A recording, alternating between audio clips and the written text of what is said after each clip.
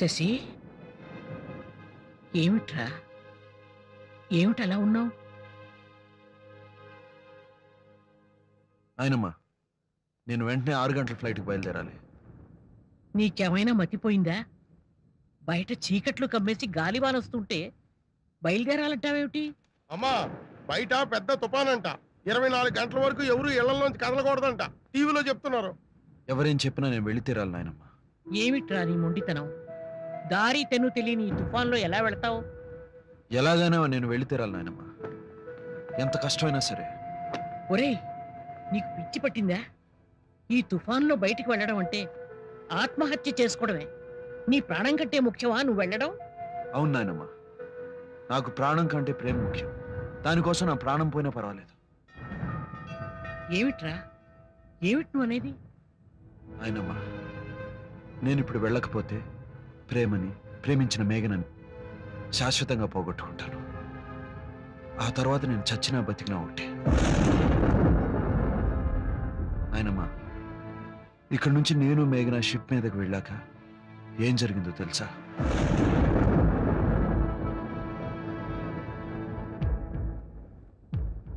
ఇప్పుడు చెప్పు నాయనమ్మా, నేను వెళ్ళాలా లేక తుఫానుకు బెదిరి చావుకు భయపడమంటావా? చెప్పు నాయనమ్మా, చెప్పు. వెళ్ళు బాబు, వెళ్ళు. ప్రేమ జీవితం కంటే గొప్పది. పిరికి మనిషికి ప్రేమించే హక్కు లేదు. ప్రేమను గెలిపించలేని మనిషికి జీవించే అర్హత లేదు.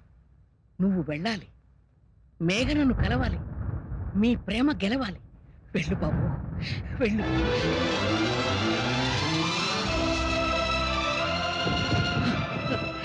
Wish you all the best. Thank you నాయనమ్మా, థ్యాంక్స్.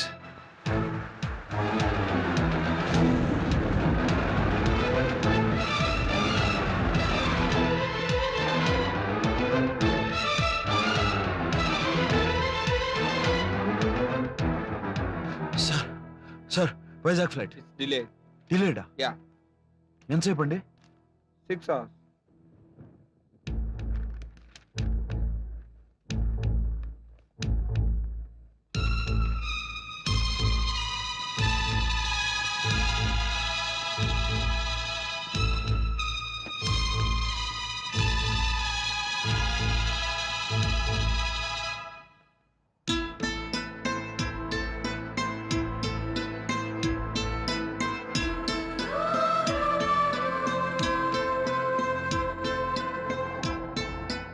Your attention please.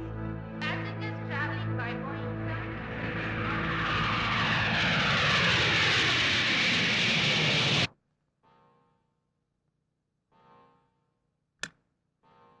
అమ్మయ్యా, రెడీగా ఉన్నావు కదా, బతికించావు. చూడు మేఘన, అమ్మ అర్జెంటుగా జ్యువెలరీ షాప్కి వెళ్ళాలి. ఇందాక నుంచి గొడవ చేస్తుంది. నాకేమో ఆఫీస్లో స్పెషల్ మీటింగ్ ఉంది, నేను వెళ్ళాలి. అమ్మని షాప్కి తీసుకెళ్ళు. ఏలే సుధా, అమ్మాయిని షాప్కి తీసుకెళ్తుంది. నీ కావాల్సిన షాపింగ్ చేసి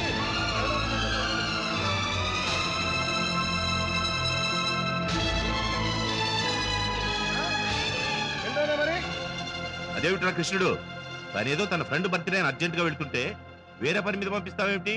అంతగా కావాల్సి వస్తే రాజు, మధు ఉన్నారు, వాళ్ళని పంపిస్తానులే. సరే, ఎవరినో ఒకరిని తొందరగా పంపించు.